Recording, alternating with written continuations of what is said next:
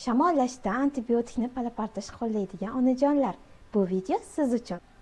Kasallikning 3-4 kuni bolajonga umumiy qon tahlili topshiramiz. Natijada u yerda leykositlar, umumiy leykositlar norma yoki biroz oshgan. Limfositlar oshgan. Neytrofillar norma yoki normadan pasaygan. Eritrositlar cho'kish tezligi norma yoki biroz oshgan. Bu virusli infeksiyani bildiradi va antibiotik zarur emas. Bakterial infeksiyada nima bo'ladi?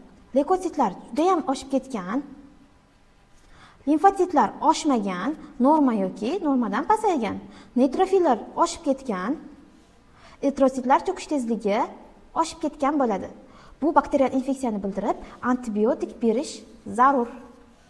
Ba'zan umumiy qon tahlili nisbiy bo'ladi va yetarli bo'lmaydi. Unaqa vaqtida prokalsitanin analizi topshiramiz. Prokalsitanin virusli infeksiyada norma bo'ladi.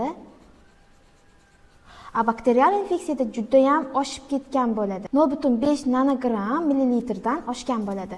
Shamollashda nafas yo'llari infeksiyalarining 95% viruslar sababli chaqariladi. Qolgan 5% bakteriyalar yoki zamburug'lar bo'lishi mumkin. Shu sababli antibiotik berishdan oldin albatta umumiy qon tahlili yoki prokalsitaninni tekshirib ko'rish kerak. Foydali bo'lgan bo'lsa obuna bo'lishni unutmang.